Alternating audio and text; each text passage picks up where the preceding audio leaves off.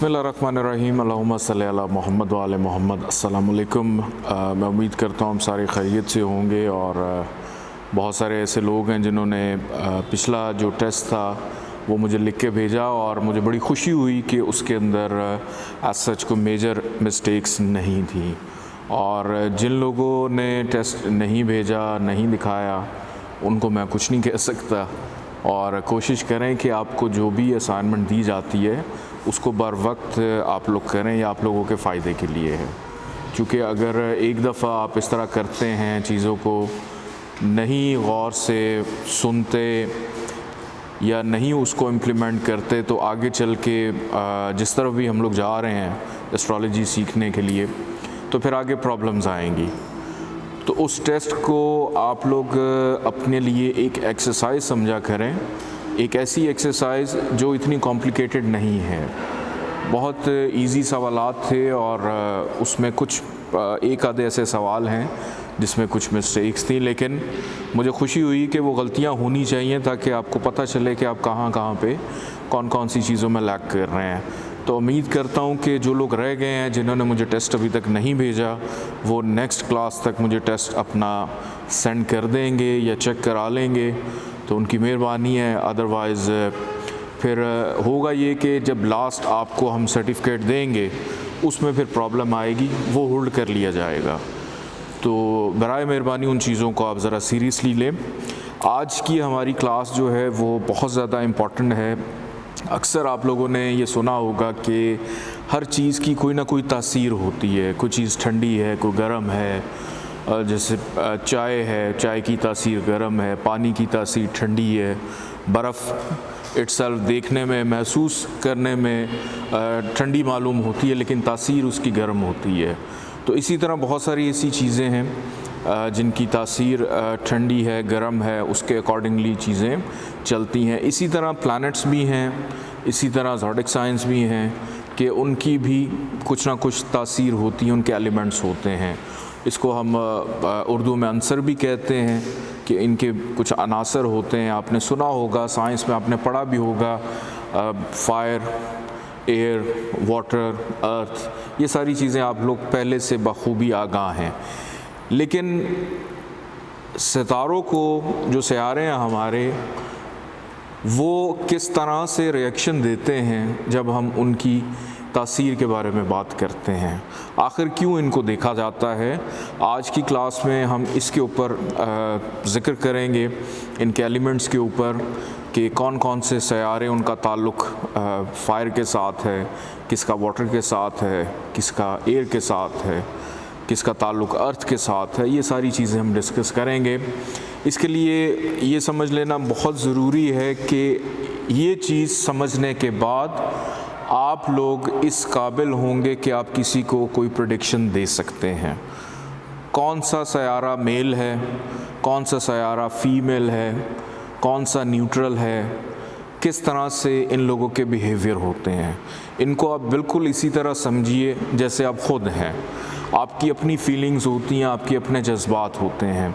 हमने 12 हाउसेस पढ़ लिए, हमने ज़ोडिक साइंस की डिटेल में जाके जो है डिस्कशन की कि कौन कौन से बुर्ज के साथ क्या क्या मंसूब होता है, हाउसेस के साथ क्या क्या मंसूब है, सयारों के साथ क्या क्या मंसूब है। बड़ी लंबी हम इस पर डिस्कशन कर चुके हैं। तो अब उन चीज़ों का इनके साथ मंसूब होने के बाद क्या रिएक्शन होगा, किस तरह से रिएक्शन होगा। बहुत सारे लोगों को गुस्सा आता है, गुस्से में आकर पागलपने का मुजाहरा करते हैं, लेकिन कुछ ऐसे लोग होते हैं जो गुस्से में आकर खामोश भी हो जाते हैं, अक्लमंदी का मुजाहरा भी करते हैं। कुछ लोग ऐसे होते हैं जो गुस्से में आके हाथ पांव उनके फूल जाते हैं, ना तो वो गुस्से का इजहार करते हैं, ना वो उस चीज़ को खामोश रखते हैं, या उनका ब्लड प्रेशर शूट हो जाता है, हाथ पांव फूल जाते हैं, बिल्कुल गुमसुम होके बैठ जाते हैं। तो ये वो तासीर है जो सयारों की वजह से उनके अंदर पैदा होती है। लेकिन सबसे पहले हमने ये समझना है कि अभी जितनी भी चीज़ें आपको मालूम हैं वो समझे आपके जहन से निकल चुकी हैं, और इन प्लैनेट्स को ऐसे ही लीजिए कि जैसे आप खुद हैं। आप जब खाना खाते हैं, आपको कोई चीज़ ठंडी लगती है, गर्म लगती है, आप आज मौसम बहुत अच्छा है, बाहर जाएंगे आपको हवा भी अच्छी लगेगी, कुछ लोगों को बुरी लगेगी, जो बीमार होंगे उनको बुरी लगेगी, जो सुबह के बाद अभी निकलें बाहर उनको अच्छी भी लगेगी। तो ये मूड स्विंग्स क्यों आते हैं? उन मूड स्विंग्स को जानने के लिए आपको सैयारों के जो तासुरात हैं, जो उसके असरात हैं, उनकी जो तासीर है वो जानना बहुत ज़रूरी है। सबसे पहले मैं ज़िक्र करता चलूँ, आप इस वक्त बोर्ड पे देख रहे हैं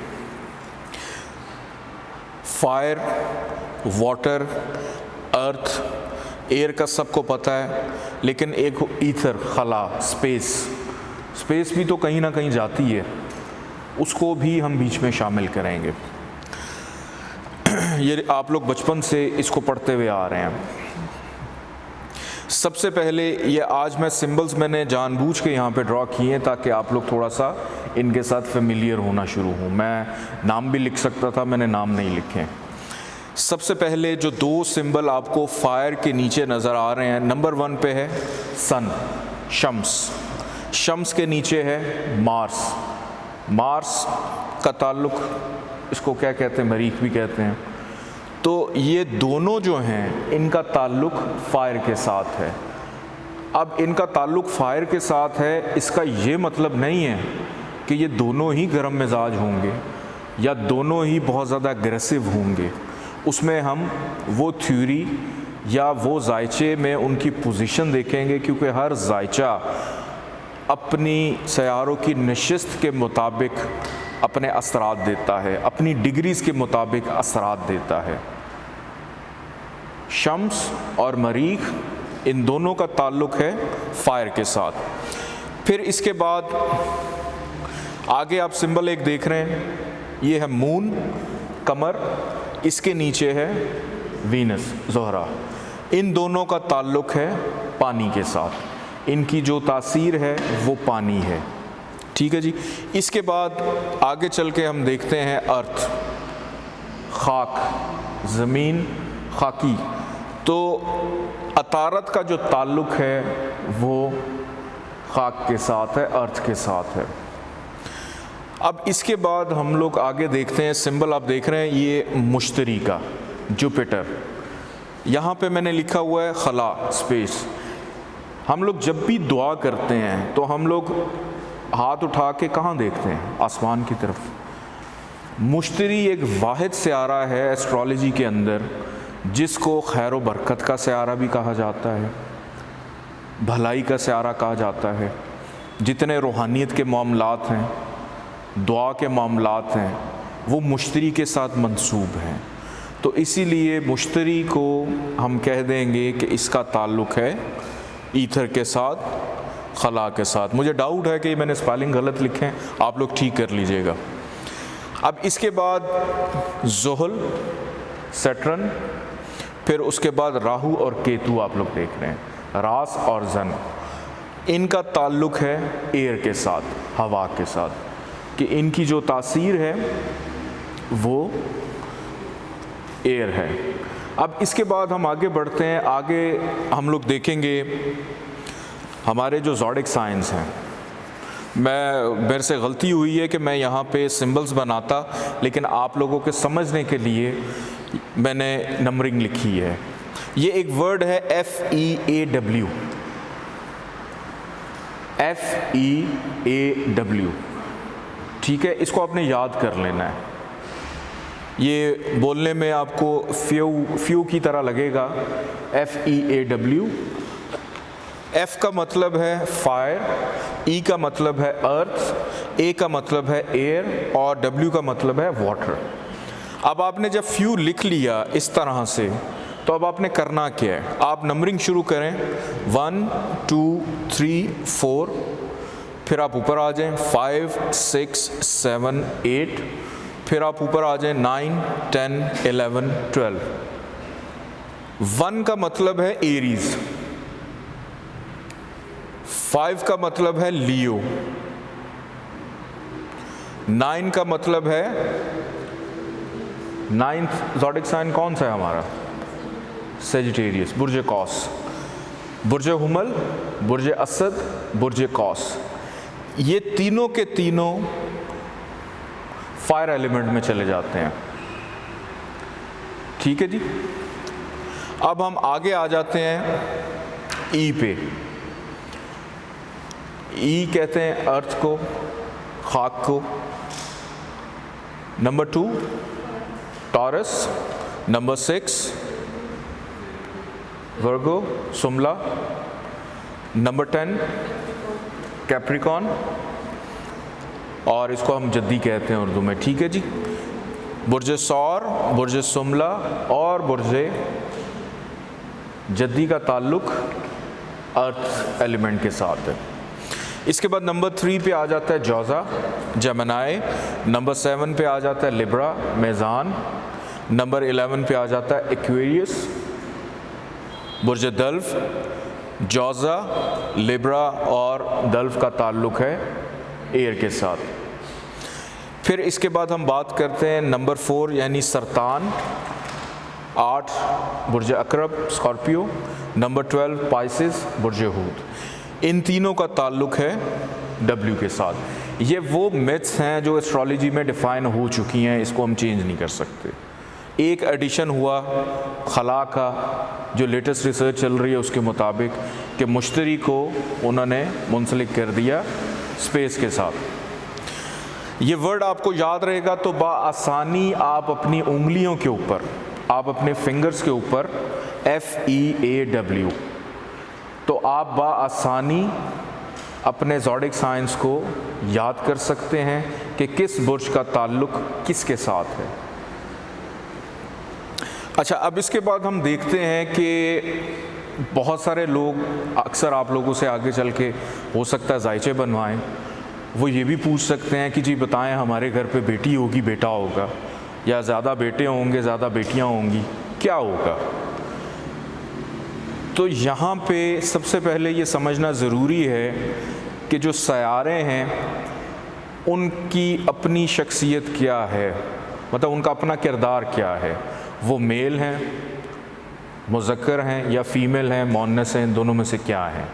तो आप लोगों को बहुत आसानी हो जाएगी ये प्रेडिक्ट करने में कि आप के यहाँ बेटी हो सकती है, या अगर औलाद नहीं हो रही तो कौन से सयारे को आपने स्ट्रॉन्ग करना है, किसको एक्टिवेट करना है, कौन सा जेमस्टोन पहनाया जाए ताकि उस हवाले से उसको फ़ायदा हो।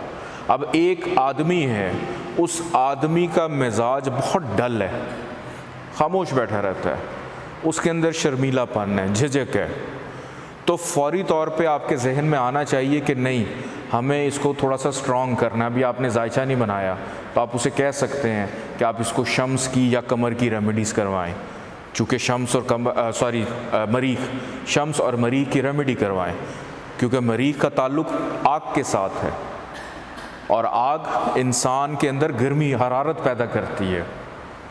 एक इंसान बहुत ही ज़्यादा समझ लें बदमाश है, बदतमीज़ी करता है, ज़ुबान दराज़ी करता है, किसी की बात नहीं सुनता।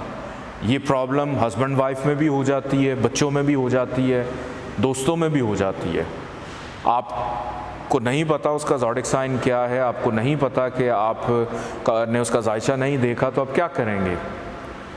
तो आप उसकी कमर की रेमेडीज़ करवाएं, आप उसकी वीनस की रेमेडीज़ करवाएं, जिसका ताल्लुक़ किसके साथ है, पानी के साथ।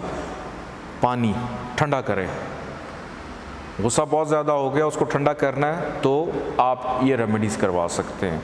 तो ये चीज़ें आपको अपने माइंड में रखना बहुत ज़रूरी हैं, ताकि आगे चल के जब आप जायचा बनाएं, जायचा बनाने के बाद आप उसकी इंटरप्रिटेशन करते हैं, दूसरों को समझाते हैं, तो आपको ख़ुद से मालूम होगा कि मैंने इस शख्स को क्या रेमेडीज़ बतानी है, किस लेवल पे जाके रेमेडीज़ करवानी है। क्या इसका जो काम है वो एक मुट्ठी बाजरे से हो जाएगा? नहीं। क्या इसका काम 2 मुट्ठियाँ बाजरा, या इसको ज़्यादा रेमेडी करनी चाहिए, इसको रॉयल रेमेडी करनी चाहिए। ख़ुद ये अमीर आदमी और इसको मैं कह रहा हूँ आप 1 रुपये का सदका दो। सदका तो खैर इंसान जितना मर्ज़ी कर सकता है, लेकिन आपने स्टोन उसको कितने कैरेट का पहनाना है।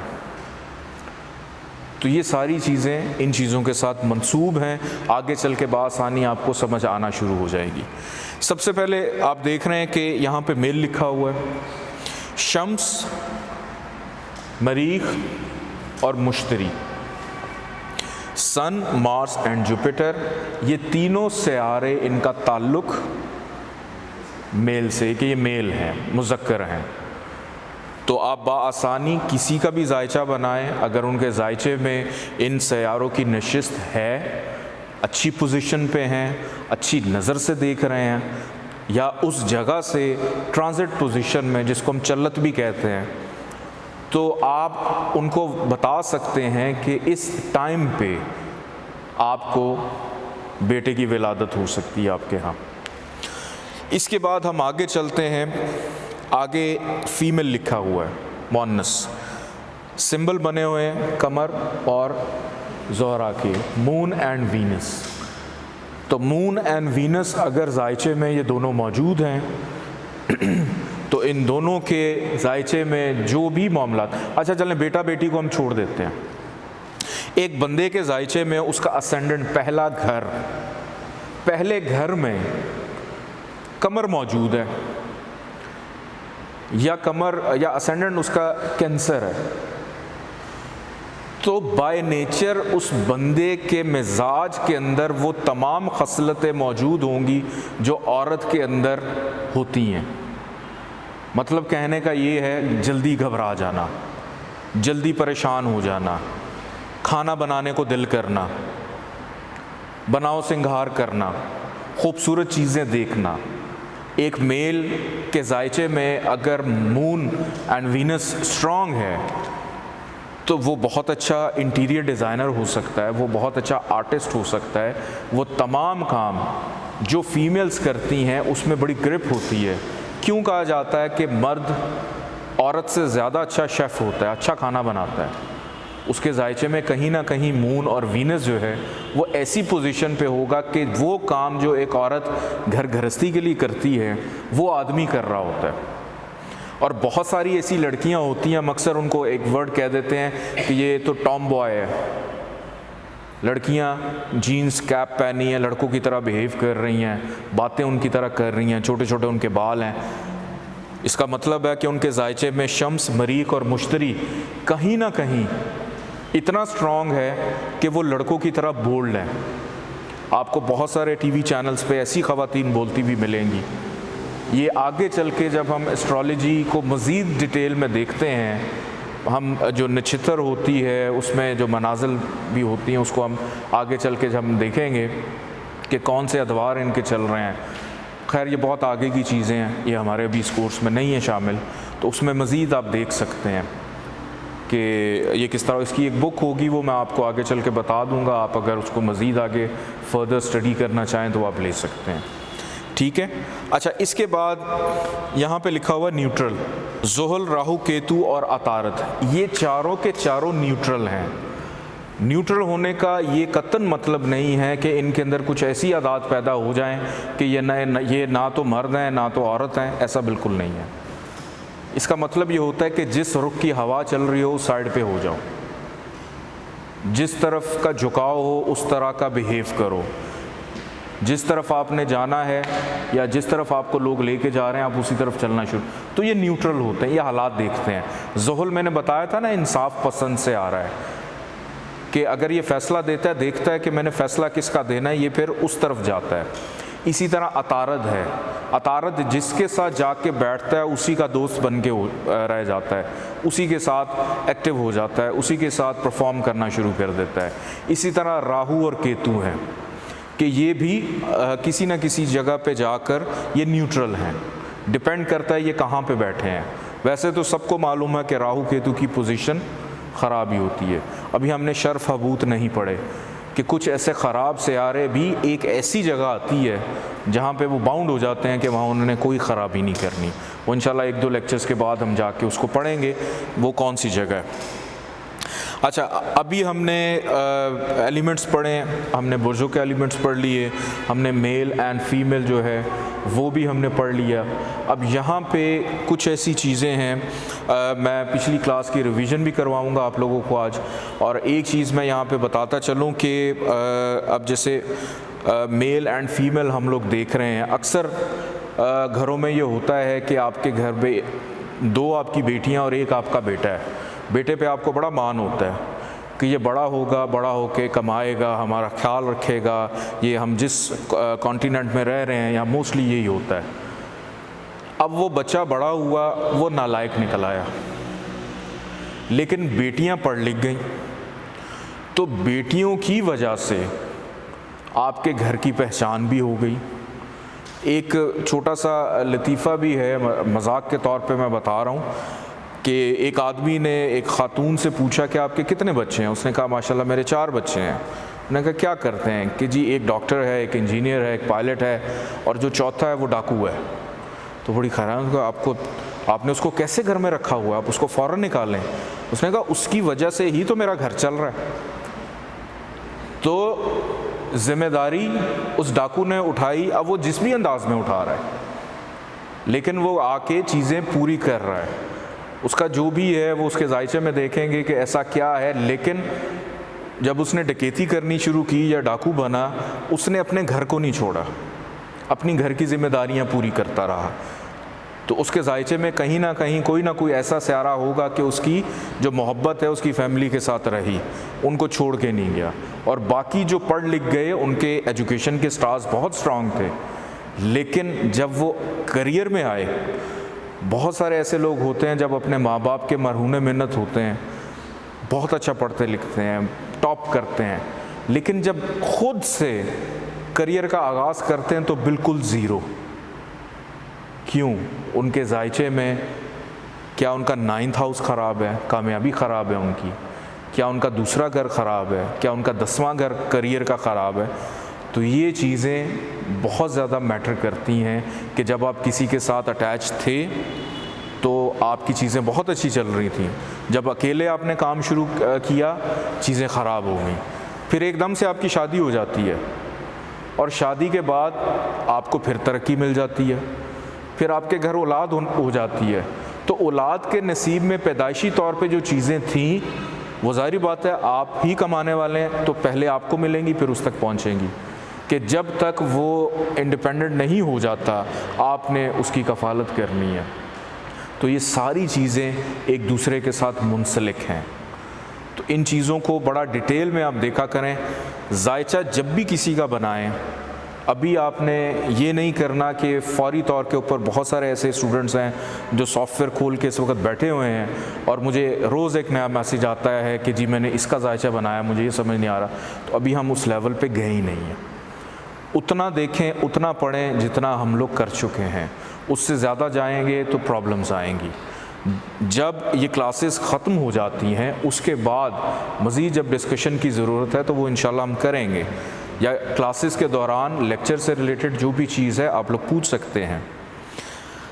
अब आपने करना ये कि अपनी कॉपी पे ना नंबरिंग कर लेनी है 1 2 3 4 5 6 7 8 9 10 11 12। ठीक है, इन चारों को इधर लिख दिया, इन 8 को आपने यहाँ पे लिख दिया। अब आपने करना क्या है, सबसे जो पहला नंबर 1 को नंबर 8 के साथ आप मिला दें। असल में ये जो नंबरिंग है ना, ये एरीज़ है, ये टॉरस है, ये जेमिनी है, ये कैंसर है, ये लियो है, ये वर्गो है, ये लिब्रा है और ये स्कॉर्पियो है। इस साइड पे ये सेजिटेरियस है, ये कैप्रिकॉन है, फिर एक्वेरियस है और पाइसेस है। मैं कभी कभी इंग्लिश नाम बोलूँगा, कभी उर्दू बोलूँगा, आपको दोनों आने चाहिए। हो सकता है ट्रंप आपको कॉल कर ले।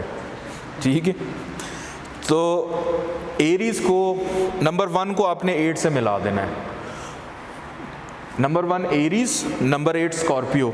इन दोनों का क्या बना? इन दोनों का जो प्लैनेट है वो मार्स बन गया। ठीक है, ये अभी रिवीजन करवा रहा हूँ आपको मैं।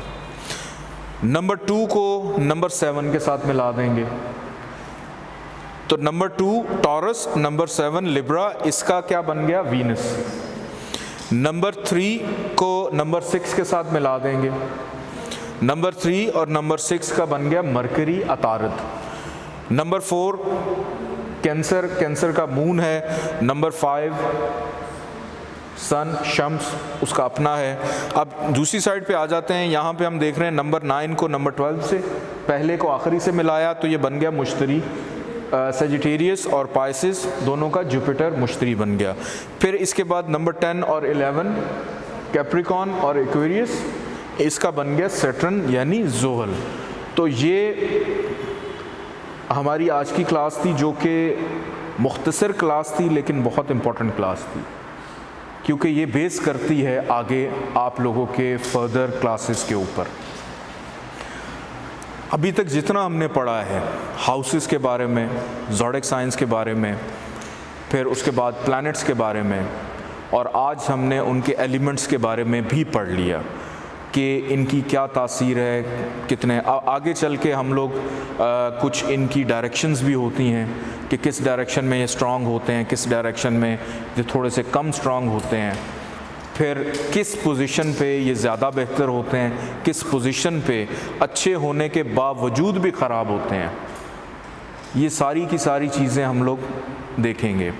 जब भी आप लोग जायचा बनाएं, क्योंकि मुझे पता है आप लोग को शौक़ है जायचा बनाने का, आप लोग बार बार बना भी रहे हैं, लेकिन कुछ मेरे जैसे हैं कि जो सब ख़त्म हो जाता है उसके बाद देखते हैं कि हमने क्या क्या करना है। तो आप जायचे बिल्कुल बनाएं, उनके जो सिंबल्स हैं उनके साथ फेमिलियर हों, हाउसेस के साथ फेमिलियर हों कि कौन कौन से सिंबल्स का क्या नाम है, आपने जो भी तक पढ़े हैं उनके सिंबल्स किस तरह से होते हैं, ये आपको टिप्स पे याद होने चाहिए। फिर इनके एलिमेंट्स अब आपको पता चल चुके हैं। फॉर एग्ज़ाम्पल एरीज़ हैं, एरीज़ वाले क्यों गर्म मिजाज होते हैं? क्योंकि उनका एलिमेंट फायर है।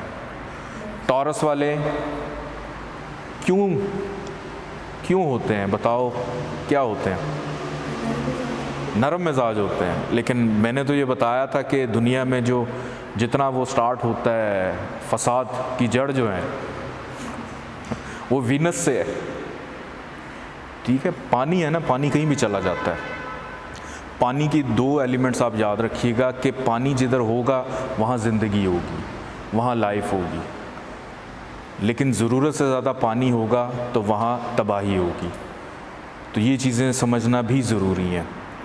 फिर इसके बाद आप जैसे जमनाई की अगर हम बात करें, जमनाई अर्थ है, खाक है, ठीक है, तो लोग इनको ये कहते हैं कि ये बेजान है, लेकिन ज़मीन कभी बेजान नहीं होती। वो सब कुछ सह लेती है लेकिन फिर उगलती है, बताती है सबको। तो इस तरह से थोड़ा सा ज़ोडिक साइंस को देखना शुरू करें, इनसे बातें करनी शुरू करें, आपको फिर समझ आएगी कि इसका क्या ताल्लुक़ है। सेजिटेरियस, पाइसेस, उनका सयारा जुपिटर है। अभी हम आगे नहीं गए तो उनका मिजाज क्या है? स्पेस। आप इसको देखें कि क्यों है, ख़ुद से थोड़ा सा इंटरप्रेट करने की कोशिश करें। फिर उसके बाद अगर हम देखते हैं कि जोहल है, फिर राहु है, केतु है। अब राहु केतु को छोड़ें, अभी आप ये देखें कि कैप्रिकॉन्स और एक्वेरियस वाले जो हैं उनका ताल्लुक़ हवा के साथ क्यों है, इसको थोड़ा सा समझने की कोशिश करें, ख़ुद से चीज़ों को देखें। और इसको बार बार आप लोग जो पिछले लेक्चर्स हैं उनकी बार बार आप वीडियोस देखिए, ताकि आप लोगों को थोड़ा सा आइडिया रहे, चीज़ों पे ग्रिप रहे, ताकि जब हम आगे जाएं तो आप चीज़ों को भूलें ना, परेशान ना हो। ठीक है, एक और चीज़ को भी आप देखने की कोशिश कर सकते हैं कि कैंसर्स वाले, जो कैंसेरियंस होते हैं या टॉरस वाले होते हैं या लिब्रस वाले होते हैं, इनको फीमेल का है, उनके अंदर ये क्वालिटीज़ ढूंढने की कोशिश करें कहाँ कहाँ पे हैं। आपके घर में बहुत सारे ऐसे लोग होंगे। फिर मैंने आपको बताया कि मेल जैसे लियो है, शम्स, मार्स, एरीज, स्कॉर्पियो, फिर उसके बाद सेजिटेरियस और पाइसेस वाले ये मेल होते हैं। आप अपने इर्द गिर्द देखने की कोशिश करें कि कौन कौन है, उनको समझें। जो मैंने आपको बुक दी है ना, आप शनासी, बेसिकली आप शनासी जो बुक है उसका मकसद क्या है, उसने इन बुर्जों की खसूसियात बताई हैं। जी, तो बुक जो है आप शनासी वो बेसिकली आपको दिए है कि इन तमाम 12 के 12 ज़ोडिक साइंस की खसूसियात को आप समझें। उससे क्या होगा कि जिस बंदे का भी असेंडेंट एरीज़ आएगा या टॉरस आएगा, जेमिनी आएगा, आपको उस शख्स को समझने में बहुत आसानी होगी। और उस बुक को याद करने की ज़रूरत नहीं है, आप उसको पढ़ें, बार बार पढ़ें, पढ़ के प्रैक्टिस करें। प्रैक्टिस करके आपको मालूम हो जाएगा कि आपने आगे चल के क्या करना है। ठीक है, एक मैंने टेस्ट दिया था, आज मैं एक और टेस्ट आप लोगों को दे रहा हूँ। आप लोगों के लिए है एक डेट ऑफ बर्थ मैंने दी थी पिछले सेशन में, अभी तक मुझे किसी ने पिछले सेशन में भी उसका नहीं बताया, तो मैं दोबारा से दे देता हूँ, ठीक है। एक डेट ऑफ बर्थ लिखें 31 अक्टूबर 1983,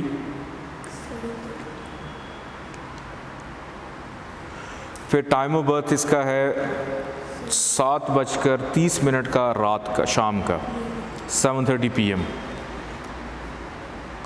और लाहौर की पैदाइश है।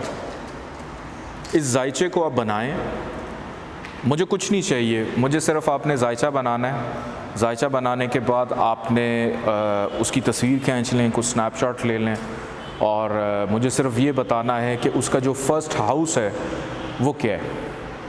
आज से मैं आपको रोज़ कोई ना कोई जायचे का कुछ ना कुछ बताया करूँगा। सॉफ्टवेयर आप लोगों के पास मौजूद है, विद इन फ्यू सेकंड्स आप बना लेंगे। मुझे बताना है कि इस जायचे का फर्स्ट हाउस क्या है। ये आज का आप लोग का टेस्ट समझ लें, लेकिन बताइएगा ज़रूर। मुझे बहुत बुरा लगता है कि जब मुझे कोई रिस्पॉन्ड नहीं करता। ये मैं आज आपको दिल की बात बता रहा हूँ। तो अच्छे स्टूडेंट बनिए, मेरे साथ राब्ते में रहा करें। मैं अगर बिज़ी हूँ कोई बात नहीं, व्हाट्सएप कर दिया करें, मैं फ्री होके रात को 2 बजे भी रिप्लाई कर देता होता हूँ, ठीक है ना। तो इंशाल्लाह ताला अपना बहुत सारा ख्याल रखिएगा। अगली क्लास हमारी बहुत ज़्यादा इम्पॉर्टेंट है। जितनी आसान क्लासें थी आज वो ख़त्म हो चुकी हैं। अगली जो अब क्लासेस हैं वो थोड़ी सी मुश्किल भी होंगी, मज़ेदार भी होंगी और आसान भी होंगी, लेकिन सीरियस क्लासेस हैं, उसको इग्नोर नहीं करना। बहुत शुक्रिया, अल्लाह हाफ़िज़।